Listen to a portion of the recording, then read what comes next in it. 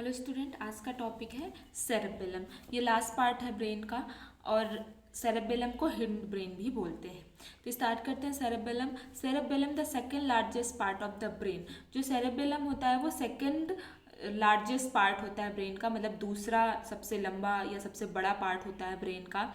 The cerebellum is situated behind the pons. जो cerebellum होता है वो पॉन्स के पीछे के साइड स्थित होता है and below the posterior portion of the cerebrum. और जो हमारा सेरेब्रम का पोस्टीरियर पार्ट होता है उसके नीचे स्थित होता है, occupying the posterior cranial fossa. और साथ में क्या करता है, जो पोस्टीरियर क्रेनियल फोसा होते हैं उसको भी occupying the posterior cranial fossa. और पोस्टीरियर क्रेनियल फोसा वो होते हैं जो फॉर्म्ड करते हैं क्रेनियल कैविटी के फ्लोर को, जो क्रेनियल कैविटी के फ्लोर को बनाते हैं उसको हम लोग क्रेनियल फोसा बोलते हैं। तो क्रेनियल फोसा के पोस्टीरियरली पार्ट मतलब नीचे की तरफ। उसके बाद इट इज ओवाइड इन शेप। ये ओवाइड इन शेप में होता है, मतलब अंडाकार आकार का होता है, अंडाकार आकार का होता है।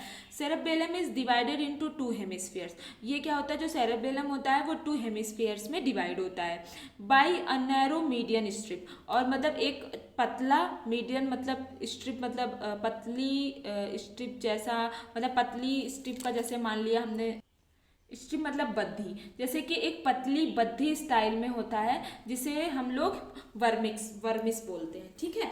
सेरेबेलम क्या होता है, डिवाइड करता है 2 हेमिस्फीयर्स को। किसके द्वारा? एक नैरो मीडियन स्ट्रिप के द्वारा, एक पतली बद्धी के द्वारा, जिसको हम लोग क्या बोलते हैं, वर्मिस बोलते हैं। ठीक है। It forms 1 and 10 of brain, मतलब ये 10 से 1 भाग ऑफ ब्रेन, मतलब 10 जैसे कि ब्रेन का 10 भाग होता है तो इसमें 1 भाग जो होता है वो ब्रेन का सेरेबेलम होता है। And contains half of the neurons of the brain. और न्यूरॉन्स, जो जितने भी ब्रेन में न्यूरॉन्स पाए जाते हैं उसमें जो हाफ ब्रेन न्यूरॉन्स होते हैं ब्रेन के, वो सेरेबेलम में पाए जाते हैं। Grey matter forms the surface of the cerebellum. जो ग्रे मैटर होता है वो सेरेबेलम का नीचे का सरफेस बनाता है, या फिर ग्रे मैटर जो होता है वो सेरेबेलम का सरफेस को फॉर्म करता है। वाइट मैटर लाइज डीपली, लेकिन जो वाइट मैटर होता है वो डीपली नीचे की तरफ स्थित होता है। इसके कुछ फंक्शंस हैं नॉर्मली। इसके फंक्शंस क्या क्या हैं? Control and coordinate the movement of various groups of the muscles. ये बहुत सारे ग्रुप ऑफ मसल्स मतलब कंट्रोल करता है, कोऑर्डिनेट करता है जो हमारे ग्रुप ऑफ मसल्स होते हैं उनके मूवमेंट को। Maintenance of the posterior balance and equilibrium of the body. और साथ में क्या करता है कि पोस्टीरियर मतलब मेंटेन करता है पोस्चर को, बैलेंस करता है इक्विलिब्रियम, हमारी बॉडी की जो इक्विलिब्रियम होती है उसको भी ये मेंटेन करता है, मतलब होमियोस्टेसिस जो होती है उसको भी मेंटेन करता है। एंड द सेरेबेलम में also have a role in learning and language processing. और सेरेबेलम का काम जो होता है वो लर्निंग में भी होता है, मतलब सीखने में भी होता है, लैंग्वेज प्रोसेसिंग में भी इसका काम होता है या फिर इसका रोल होता है। और साथ में आज हम ना इस वीडियो में आपको ब्रेन का स्ट्रक्चर बताएंगे और उसके पार्ट जो हैं वो हम स्ट्रक्चर में आप लोगों को दिखाएंगे। तो अभी हमने इस वाले पहले डायग्राम में देखते हैं, जो ए वाला डायग्राम है इसमें हम देखते हैं। हम अभी बहुत जगह पढ़े सेरेब्रल हेमिस्फीयर्स। तो ये जो चीज़ होती है इसको हम लोग सेरेब्रल हेमिस्फीयर बोलते हैं, जो एक दूसरे को अलग करती है। ठीक है। और हमने अभी सेरेब्रल फिशर भी पढ़ा था।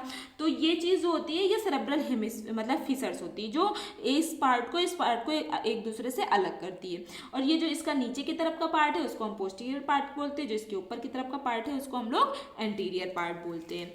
ठीक है। उसके बाद हम आते हैं सेकंड वाले स्ट्रक्चर में।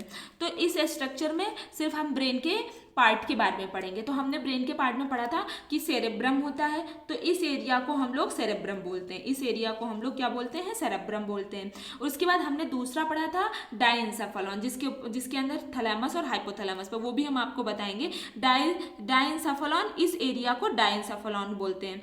और हमने तीसरा क्या पढ़ा था, ब्रेन स्टेम, जिसके अंदर पॉन्स, मेडुला ऑब्लोंगेटा और साथ में मिड ब्रेन आ रहा था। तो ये इस एरिया को हम लोग ब्रेन स्टेम बोलते हैं। ये यहाँ पे हमारी क्या होती है, स्पाइनल कॉर्ड होती है। और इस एरिया को हम लोग लास्ट पार्ट जो हमने इस वीडियो में पढ़ा उसको हम इस एरिया को सेरेबेलम बोलते हैं।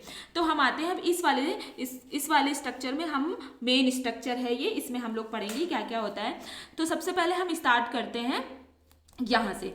इस चीज को हम लोग क्या बोलते हैं, सेरेब्रल कॉर्टेक्स बोलते हैं। ठीक है, जो ये हमारा आउटर पार्ट होता है जिसको हम लोग सेरेब्रल कॉर्टेक्स बोलते हैं। ये हमारे सेंट्रल सल्कस हैं या फिर सेंट्रल फिशर्स हैं जो इस पार्ट को इस पार्ट से क्या कर रहे हैं, अलग कर रहे हैं। ये हमारा क्या है, पैराइटल लोब है। पैराइटल मतलब पीछे का लोब है। उसके बाद हमने एक वीडियो में पढ़ा था कोरॉइड प्लेक्सस और ऑप्टिक चाइमा, कोरॉइड प्लेक्सस हमने पढ़ा था। तो ये जो चीज़ें हैं वो हमारी क्या है, कोरॉइड प्लेक्सस है। ये जो चीज़ है ये हमारी क्या है, और कोरॉइड प्लेक्सस है। उसके बाद अब आते हैं दूसरा कि पार्ट में हम लोगों ने पढ़ा था। तो इस यहाँ पे क्या होता है, डायंसाफलान होता है। यहाँ पे डायंसाफलान होता है जो हमने यहाँ पे पढ़ा था। तो डायंसाफलान के अंदर दो चीज़ें आती हैं, हाइपोथैलेमस और ये हो गया हमारा थैलेमस। तो ये यहाँ पे हाइपोथैलेमस होता है और इस एरिया को हम लोग थैलेमस बोलते हैं। उसके बाद दूसरा है मिड ब्रेन। तो हमने यहाँ पे बताया था जो ब्रेन स्टेम होता है, ब्रेन स्टेम यहाँ पे पाया जाता है। तो ये जो एरिया है वो हमारा क्या है, ब्रेन स्टेम है। तो अब ब्रेन स्टेम में 3 स्ट्रक्चर पाए जा रहे थे। तो एक क्या हो गया, मिड ब्रेन, ये यहाँ पे मिड ब्रेन हो गया। और ये मतलब जो थोड़ा ग्रीन पार्ट है वो मिड ब्रेन है। ये थोड़ा जो स्काई ब्लू टाइप्स पार्ट है उसको हम लोग पॉन्स बोलते हैं। और ये जो थोड़ा पिंक पार्ट है इसको हम लोग मेडुला ऑब्लोंगेटा बोलते हैं। बाकी ये जो नीचे होता है उसको हम लोग स्पाइनल कॉर्ड बोलते हैं। और इस सारे पार्ट को हम लोग सेरेबेलम बोलते हैं। उसके बाद हमने कॉर्पस कॉलोसम भी पढ़ा था।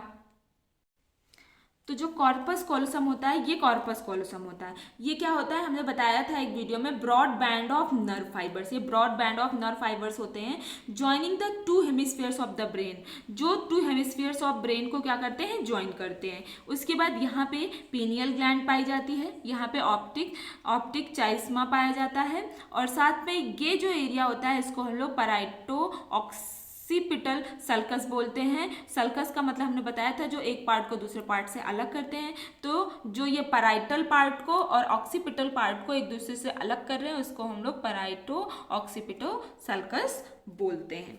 ठीक है, तो ये था हमारा ब्रेन का स्ट्रक्चर, कौन कौन से पार्ट हैं और कहाँ कहाँ पे होते हैं ये हमने आपको बताया। उसके बाद हम एक चीज़ और बता देते हैं, एक स्ट्रक्चर हम आपको और दिखाते हैं जिसमें क्या होता है, हम आपको लोब के बारे में बताते हैं। तो ये जो एरिया है, ये आगे का जो एरिया है इसको हम लोग फ्रंटल लोब बोलते हैं।